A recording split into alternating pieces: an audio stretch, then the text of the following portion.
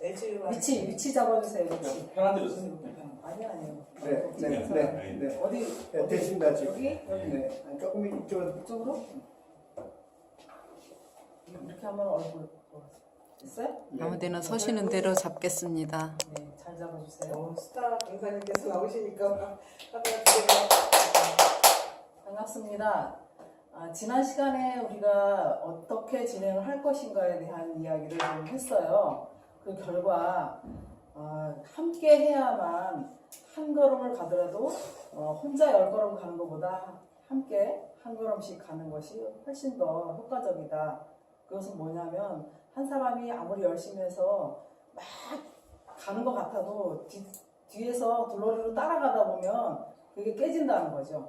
성공이 아니라는 거죠. 그래서 함께 가자는 그 의미로 주제를 좀 함축시켜가지고 6가지 주제로 잡았습니다. 그 비전과 철학은 어떻게 도출할 것인가가 첫 번째 주제였다면, 그 다음에 수익 모델은 어떻게 할 것인지, 또 도시민과 그 소비자 그룹, 이런 그룹은 어떻게 선정하고 그 사람들에 대해서 서비스나 또 그 사람들의 수요를 어떻게 파악을 할 것이며, 그분들이 함께 동참하기 위한 어떤 교육 시스템이나 이런 것들을 어떻게 할 것인지, 그런 주제가 있었고, 또 수익 모델을 어떻게 잡을 것이냐, 그리고 자금 조달은 어떤 방법을 하는 것이 좋으냐, 이런 주제들을 좀 가지고 한 사람씩, 어렵더라도 한 사람씩 이것을 해야만 같이 공부하는 의미가 있다.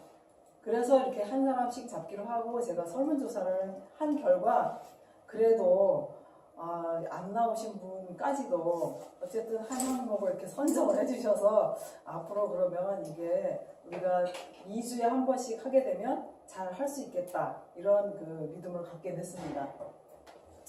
이 자료가 지금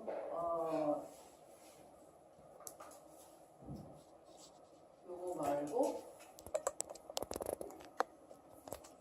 아까 그 프로그램은 어디서 열리죠? 저기 정윤자 이사님이 지금 50% 협동조 이벤트 걸으셨네요. 오늘 하시고. 네. 걸었어요. 네. 페이스북에서 50% 협동조면을 오셔서 나오면. 잠깐만요. 제 거니까. 애들 올라온던 거예요, 이건. 네, 그렇죠.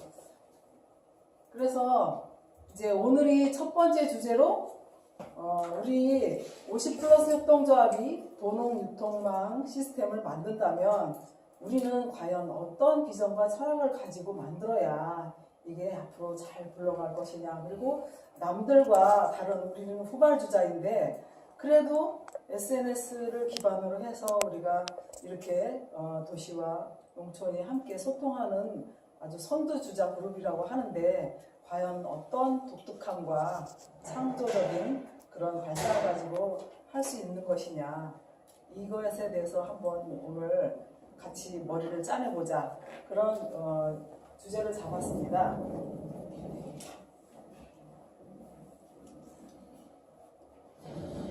제가 자료를 페이스북 글 올리신 거예요? 네. 50+ 협동조합에 오늘 이벤트에 정윤자 이사님이 게시물 써주셨어요. 네, 여기 있습니다. 정윤자 이사님이시고요. 네. 뒤에 이사이십니다. 오늘의 함축된 주제는 우리 농업과 도시민의 유통 시스템은 어떻게 할 것이냐. 가장 함축된 말은 농산물과 농부를 주인공으로 삼는. 여태까지는 농산물과 농부들이 굉장히 대상화되어 있었어요. 대기업 유통 시스템을 따라가다 보니까 농산물이 나왔을 때 그 상품으로 매겨진다든지 농수산물 시장에 가서 진짜 헐값으로 막 이렇게 내팽개쳐지고 농민들은 생산비도 못 건지는 이런 형태로 계속 갔었죠. 그러니까 너무나 주인공이 아니라 그렇게 열심히 했는데도 불구하고 그야말로 부수적인 존재,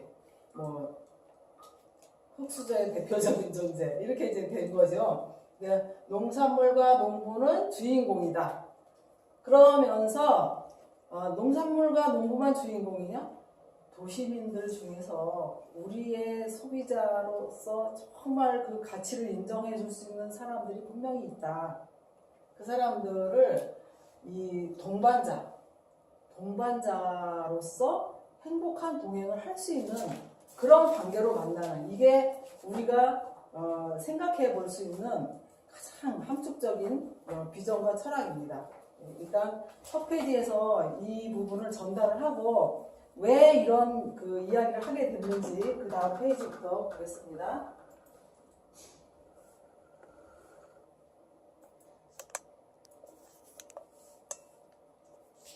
이게 앞으로 가면 되는 거 아닌가요? 그냥 요 휠을 여기서 눌러서 한다 이거 누르는 거 아니 그거 아니고. 이건 안 돼? 다음 시간부터 이제 가져오겠습니다. 밥 한 공기의 가치를 한번 생각해 보십시다. 옛날에 우리 70년대만 하더라도 밥 한 공기의 가치는 정말 대단했습니다. 정 이사님 이쪽으로 쓰세요. 이쪽으로? 네.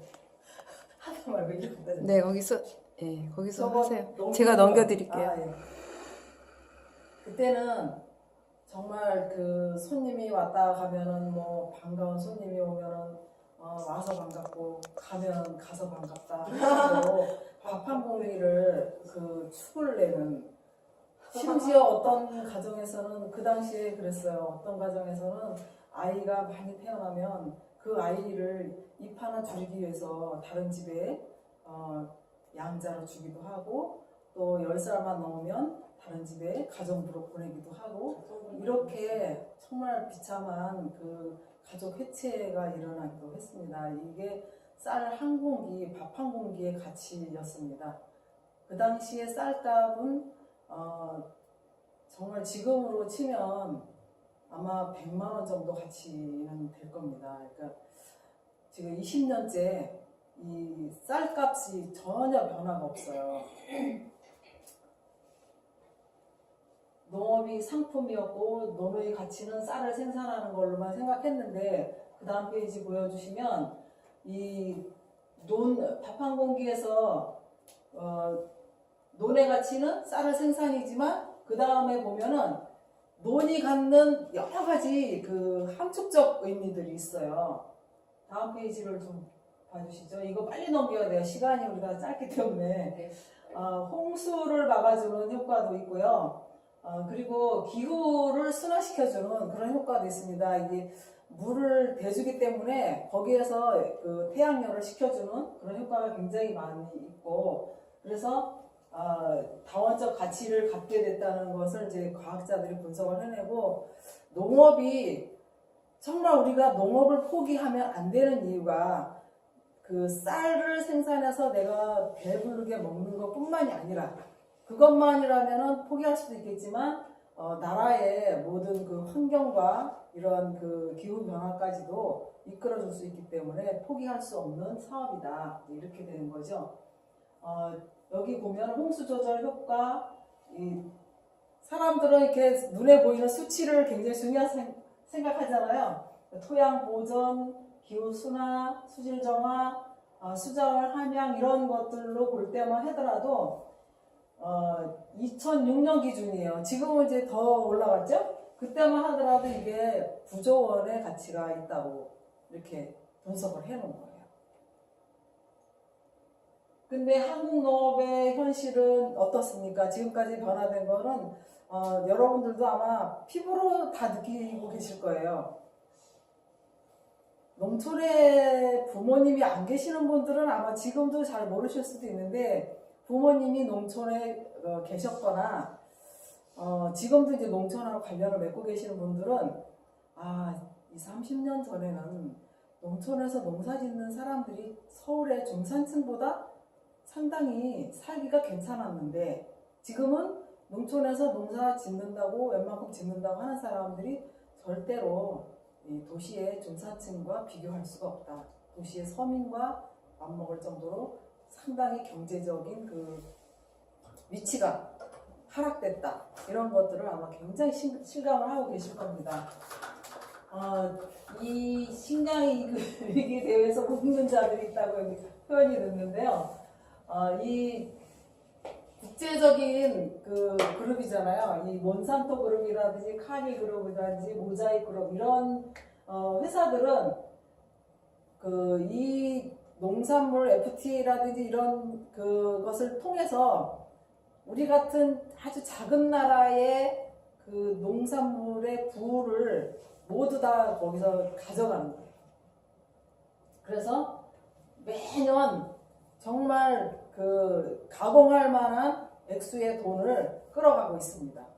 그 사람들은 한국의 식량이 너무 좋아 뭐 이렇게 되는 거죠. 근데 선진국에서는 사실 이것들을 그 다음 페이지로 좀 가주세요. 예.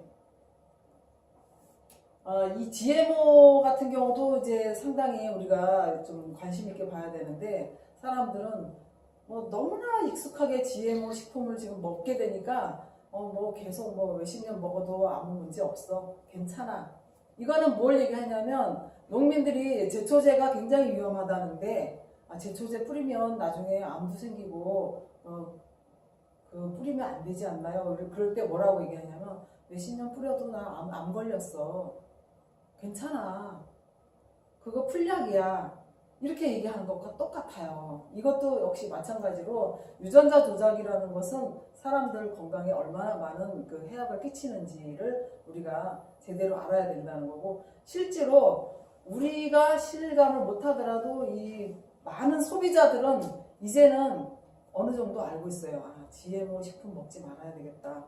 조금 의식 있는 그 젊은 소비자들은 이것에 대해서 지금 아주 심각하게 인식을 하기 시작했어요. 소비자들의 이런 인식의 변화, 의식의 변화, 어떤 그 수요의 변화가 우리에게는 굉장히 지금 중요한 시점이죠.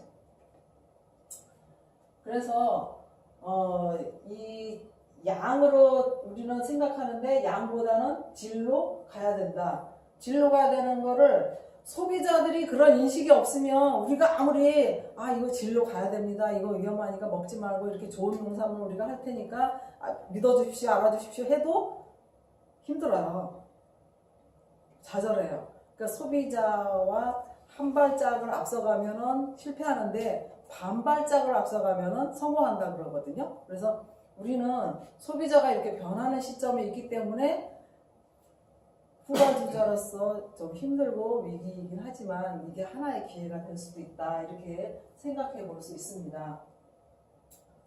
식량 자급률이 이게 좀 이제 우리가 다 알고 있는 것을 제가 한 번 더 이렇게 여러분들에게 한 번 더 말씀드리는 것 뿐이니까 이걸 간단하게 하고 넘어가겠습니다. 혹시 그거 좀 더 듣고 싶다 할 때는 말씀을 해주세요. 그렇지 않으면 빨리 넘어가고 결론 부분으로 이제 얘기를 할 테니까요. 그 전 페이지를 좀 보여주세요. 네, 식량 자급률이 90년도에는 43.2% 정도 됐어요. 그래도 뭐 이 정도면은 그렇게 위기 정도는 아니었거든요. 근데 2011년도에 벌써 2배가 떨어졌어요. 그러니까 지금은 저거보다 더 떨어졌죠. 도농 격차 97.2%에 해당하던 그 수준이 지금은 59%니까 절반 수준으로 떨어졌다는 거죠. 도시민의 수입에 비해서 이렇게 떨어졌다는 거고요. 농가 양극화는 9.6배. 도시가 5.4배라면 그 농가는 9.6배로 떨어졌으니까 더 심각해지고 2010년에 농가 양극화라면 농가 중에서 잘 사는 사람과 못 사는 사람의 그런 비율을 말하나요? 그렇죠. 예. 10년은 그 12.1배인데. 그러니까 도시에 사는 사람들은 양극화가 심하다고, 경제 양극화가 심하다고 해도 5.4배 정도를 우리가 이제 잡는데, 그럴 때 농촌은 9.6배가 된다는 거죠. 그러니까 2010년도에는 그보다 더 많게, 도시는 5.4에서 5.8배니까 조금 더 늘어났다면 12.1배니까 훨씬 더 늘어난 거죠. 예. 농촌 빈곤율이 이렇게 빠르게 늘어나고 있어요. 2004년에 약 9.1%가 아주 빈곤한 층이었다면 2009년에는 거의 20%에 가까운 그 비율로 빈곤층이 늘어나게 된 거예요. 아마 뭐 뉴스나 이런 데서도 많이 보셨을 거예요. 농촌의 그 고령화 극빈층 노인들이 늘어나는 문제, 이런 부분 심각한 문제죠. 농산물 판매도 1,000만 원 미만인 농가들이 67.9%. 그러니까 굉장히 약소농인 거죠. 3만 원이라는 게 월을 말하는 거예요? 연 수입을 말하는. 심하다. 뭐 어떻게 살지 어렵고. 그래서 농촌에 있는 분들은 아파도 병원에도 잘 못 가는 분들도 계세요. 그래도 1,000만 원 이상 받는 농가는 내가 식값은 뭐 안 나올지라도 내 인건비는 안 나올지라도 이거 가지고 그냥 또 살지 이렇게 이제 하는 거죠. 근데 갈수록 이것이 심각해지니까 뭔가 돌파구를 찾아야 된다 이런 생각들을 많이 갖고 계시죠. 근데 판매액이 1,000만 원이면 월 80만 원이거든요. 네. 그 중에서 또 씨앗이나 종자값이나 또 농약값까지 하면 네. 80만 원 중에 또 빠지거든요. 인건비를 뺀다 그렇죠. 하더라도. 그렇죠. 네. 거의 뭐 살 수가 한 60만 원밖에 60만 원 된다 하더라도 5, 60 살 수가 없는 돈인데 그게 거의 67%라고 하니까 그래서 할머니들만 있는 건가? 그렇죠. 그렇죠. 심각하네요. 네. 일은 되게 힘든데. 네. 아주 골병들 정도로 일 많이 하시죠. 네. 그리고 이제 중요한 거는 또 이렇게 농촌이 경제가 피폐해지다 보니까 다 떠나죠. 못 살겠다. 그래도 뭐라도 해서 도시에 가서 붙어 있으면 내가 살 수 있겠다 싶어서 떠나니까 과수와 마을이 이렇게 많이 늘어납니다. 그래서 2005년에 2048개 마을이었다면 2010년에 3091개 마을. 지금은 훨씬 더 늘어나죠. 8.5%였습니다. 초등학교가 없는 면 2009년에 21개, 중학교가 없는 면은 397개. 그러면 젊은 사람들이 초등학교도 없고 중학교도 없는데 거기서 살 수 있겠어요? 수입이 설사 된다고 하더라도 살 수 없으니까 또 떠나는 거죠. 그래서 점점 더 이것이 영향이 더 깊어진다 이렇게 볼 수 있는 거죠. 고사 직전에 한국농업이라는 말이 딱 들어맞는 이런 수치가 여기 나와 있습니다. 농가 부채, 아까 워낙 수입이 적으니까 부채를 그 다음에 농사를 지려면 이 부채를 질 수밖에 없어요. 대출을 받아야 돼요. 그리고 또 한 2, 3천 평만 농사를 지려도 기부가 없으면 안 돼요. 그래서 빚을 내서 사는 거예요. 그래서 이 통계청으로 한 가구당 평균, 그러니까 이거는 뭐 1억짜리도 있고 1,000만 원짜리도 있고 500짜리도 있겠죠? 네, 2,816만 원의 부채를 가지고 있다는 거죠. 이거 보세요. 소득 감소에 따른 이농, 농업인 감소수. 40대 이하의 젊은 농부는 70년대 35%였어요. 이 정도만 해도 농촌 괜찮았어요. 2003년에 10배가 줄었습니다. 3.5%. 농촌에 가서 젊은 사람 찾기 힘들어요. 40대만 되면 아주 청년이에요. 제가 60대에 농촌에 갔잖아요. 그 노인정의 어르신들이 다 노인정에 계신 분들이 그 마을의 주축인 분들인데 그분들이 저에게 아이고 세대가 왔어 이렇게 인사할 정도예요. 몇 살 때요? 60살에 에이. 세대가 왔다고 반가워하는 거야. 젊은 세대가 왔다고. 그 정도로 지금 농촌은 완전 고령화되어 있습니다. 70대와 80대가 주축을 이루고 있어요. 그리고 농업에 대한 국민적 공감대가 굉장히 부족하죠. 이것은 정치에서 이렇게 만들었다고 저는 생각을 합니다. 정치 잘못됐다고 뭐 다른 얘기도 많이 하지만 전적으로 이거는 정치에서 잘못됐다 이렇게 돼서 뭐 여러 가지 이유가 있겠지만 아무튼 이런 그 현실을 지금 가지고 있습니다. 다음 페이지. 그래서 우리뿐만이 아니라 많은 사람들이 농촌 이래서는 안 된다. 농촌이 죽으면 농업이 죽으면 우리나라 경제가 앞으로 희망이 없다. 여기까지 이제 도달이 된 거예요. 그래서 다시 생각하는 농업 유통으로 이제 돌아가 보면 여기 선진국 사례를 보시겠습니다. 미국 같은 경우에 직불제에 따른 농가 소득 비중이 있습니다. 여기 뭐 프랑스든 캐나다든 유럽 국가들은 다 이것을 실행하고 있어요. 너무너무 부러운 것들인데 예를 들어서 이 사람이 연간 2천만 원 소득을 가져야 살 수 있다. 그런데 연간 1,500만 원밖에 못 번다. 그러면 그 나머지를 나라에서 주는 거예요. 보전해 주는 거예요, 수입을. 그래서 직접 직불제를 실행함으로 해서 농민들이 농촌을 지키면서 농업이라는 국가 정말 대기업을 살리는 그런 사명을 가지고 일할 수 있게끔 주는 거죠.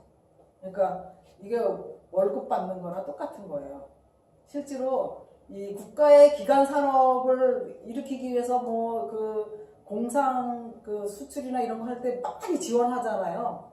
그것과 같은 개념이라고 생각하시면 돼요. 거기에는 진짜 수조 원대의 그 돈을 지불했다면 농촌에는 조금씩이라도 주어서 이걸 한다. 우리나라도 이것을 이제 하자는 얘기가 살살 지금 이제 올라오고 있습니다. 유럽 연합은 35%이 정도면 상당히 괜찮아요. 그러니까 농촌에서 농사 짓는 분들이 자부심을 가지고 일해요. 캐나다 38% 더 많죠? 제가 캐나다는 실정을 직접 가서 보고 왔어요. 보고 왔는데 오이 농사를 그린하우스를 이제 유리온실 지어가지고 하시는 분이 있습니다. 우리나라에서 이민 가신 분인데 그분이 세 동을 가지고 있어요. 200평짜리 세 동을 가지고 있는데 제가 처음에 와서 어떻게 했습니까? 했더니 처음에 한 동을 지어서 하는데 자기가 한국에서도 오이 농사를 지었는데 여기 와서 하니까 기후와 이런 토양이 달라서인지 첫 해에 굉장히 힘들었다. 좋은 오이가 생산이 되기 힘들어서 첫 해에는 고전을 했는데 다행히 국가에서 그 오이를 전량 수매해가지고 가서 어느 정도 보전을 해주는 바람에 괜찮았다. 그런데 그 다음에 이제 두 동을 더 늘려서 이제 했고 굉장히 잘 돼가지고 지금 수입이 늘어나서 두 동을 더 늘리려고 국가에 우리 농협 같은 회사 조합이 있어요. 그 조합에다가 얘기를 하는 거예요. 수요 공급을 맞춰주는 거예요. 내가 두 동을 더 늘릴 건데 늘려도 괜찮은지 확인해달라. 그럼 국가 그 조합에서 너 이렇게 보니까 오이 수요가 얼마 되니까 두 동 더 늘려도 되겠다. 그럼 두 동 늘려주는 거예요. 자, 오이 농사 열심히 잘 지어요. 오이가 막 땁니다. 작업해서 따서 박스에 담아만 놓으면 조합에서 와서 가져갑니다. 가져와서 판매 전량 해가지고 통장에 딱 넣어주는 거예요. 좋은 값으로. 그러니까 그 사람은 농사만 잘 지으면 되지 내가 무슨 판매를 해야 돼, 뭘 해야 돼, 이거 수지가 맞을까 걱정 하나도 안 해도 된다는 거죠. 이게 지금 유럽 연합과 미국, 캐나다 이런 선진국들이 하고 있는 방법입니다. 일본도 이것을 지금 도입해서 하고 있어요. 근데 이런 나라들하고 우리가 자유무역 경쟁하고 있으니까 어떻겠어요? 우리나라도 같이 할 수밖에 없습니다. 안 하면 뭐 쌀 직불금 준다, 무슨 뭐 쌀 보호무역 한다 이런 거 가지고는 절대로 게임이 안 됩니다. 그 사람들이 얼마나 악착 같은 사람들인데 힘으로 누르는데 절대로 안 되죠. 그래서 우리는 이런 시스템을 도입을 해야 된다. 근데 도입하기 전까지는 어쨌든 우리가 같이 도시와 농촌이 같이 살 수 있는 방안을 모색을 해야 된다. 그런 지점에서 우리가 이런 고민을 하게 됩니다. 잠깐, 그런데 네. 직접 지불제에 따른 농가소득 비중에서 캐나다가 38%라는 말은 이를테면 1,000만 원이라면 그 사람이 380만 원을 주는 나라에서 받고 620만 원을 자기가 버는 거 이렇게 생각하면 될까요? 네. 그렇게 38%라는 개념은 그렇습니다. 100대 38. 네. 자, 도시 생활자들의 이 수요 변화가 이 지점에 있습니다. 직장 근무 환경의 열악함. 지금까지는 그래도 이렇게 그 박근혜 정부 들어오기 전까지 뭐 무슨 그 노동 시장의 뭐 이런 그 문제, 노동 그 운동의 문제 이런 것들이 막 열악해지기 전까지만 해도 이런 문제가 이렇게 심각하게 대두되지 않았어요. 근데 지금 그 비정규직 문제가 너무나 심각하지 않습니까? 맞아요. 실업자 문제. 그래서 도시의 젊은이들은 정말 집 없고 밥을 먹는데 절대 밥을 먹어도 배가 부른 것 같지 않은 거예요. 항상 허한 거예요. 항상 외롭고 뭔가 내가 잃어버린 것 같고 뭔가 억울하고 참 그 고달픈 그런 삶을 살고 있어요. 과다노동에 시달리면서도 충분한 임금을 받지 못하죠. 초소형 공간, 뭐 원룸이라든지 고시원이라든지 뭐 옥탑방이라든지 이런 작은 공간에서 어두컴컴한 데서 지내다가 회사에 나가면 파티션이 딱 가로막힌 그 공간에 또 갇혀가지고 그냥 죽어라고 일하다가 얼굴이 파리해져가지고 퇴근하면은 술집에 가서 한잔 하든가 아니면 집에 와서 라면 끓여 먹든가 뭐 이렇게 하는 이런 생활. 그러니까 부모님이 너무나 그립고 부모님이 그 옛날에 해주시던 그 밥이 그립고 그 따뜻한 밥상이 그리운 거예요. 이런 것들이 이 도시 생활자들의 수요다. 그래서 이 로컬 푸드 시스템이 이런 그 기점에서 사실 나왔어요. 이게 먹거리 그 푸드 마일리지라는 걸 보면은 우리나라에서 지금 쌀이 8kg이 나왔다. 그러면 충남 아산에서 올라온다. 그럴 때 100kg 이내예요. 거의 다. 100km 이내예요. 근데 중국에서 온다? 얼마입니까? 1234km. 미국에서 온다? 19,736km. 이렇게 많은 그 차이가 있습니다. 가까운 먹을거리. 신토불이라는 말이 있잖아요. 신토불이라는 건 뭐냐면 그 땅에서 그 환경에서 자란 그 물질과 이런 생산품들이 우리에게 굉장히 건강에 몸에 아주 좋다. 이거는 과학적으로 증명된 거예요. 근데 이런 것들을 이 푸드 마일리지를 보면은 상당히 실감을 할 수 있는 거죠. 지금 공동체 지원 농업 시스템들을 좀 이제 그 실험적으로 많이 하고 있는 곳들이 있습니다. 자, 우리가 하려고 하는 것도 이제 이런 건데요. 소비자가 이쪽에 옛날에 이제 했던 프로그램이라면 이것이 우리가 지향하고 지금 또 이제 실험적으로 많이 하고 있는 것들이죠. 생산이나 계획에 소비자가 굉장히 적극적으로 강하게 참여하는 거예요. 너는 쌀을 1년에 얼마나 먹어? 또는 채소는 뭐가 필요하고 얼마나 먹어? 과일은 또 뭐가 필요하고 얼마나 먹을 건가? 이거를 같이 우리 지역에 이 종로 지역에 있는 소비자들은 모여가지고 소비자 그 협의회든 연합회든 모여서 이야기합니다. 우리는 얼마니까 우리 지역에는 그럼 얼마가 필요하겠다. 그러면 시골에 어느 곳하고 같이 이것을 맞춘다면은 거기서는 이걸 책임지고 여기에 맞는 맞춤 농산물을 좀 해다오. 이렇게 갈 수 있다는 거죠.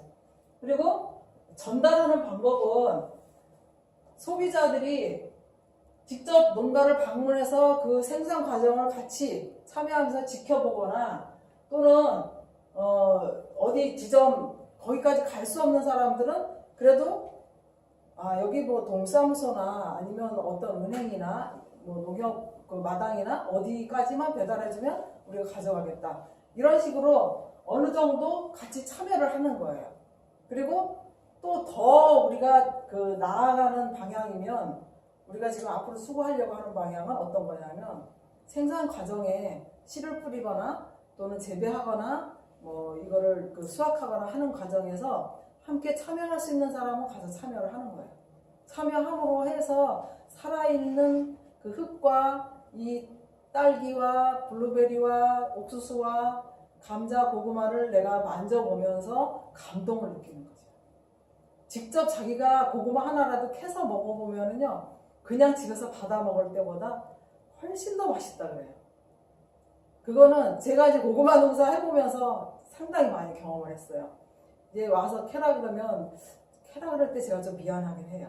아, 이분한테 이거 캐라 그러면 일도 안 해본 분인데 힘들어 하지 않을까? 미안하다. 그런데 와서 캐본 분이 그렇게 감동하는 거예요. 그리고 고구마가 이렇게 맛있는 고구마는 내 평생 먹어본 적이 없다. 막 이렇게 얘기를 하니까 그래서 이분에게도 이것은 굉장히 좋은 경험이고 좋은 기회구나 이런 생각을 많이 하게 됐어요.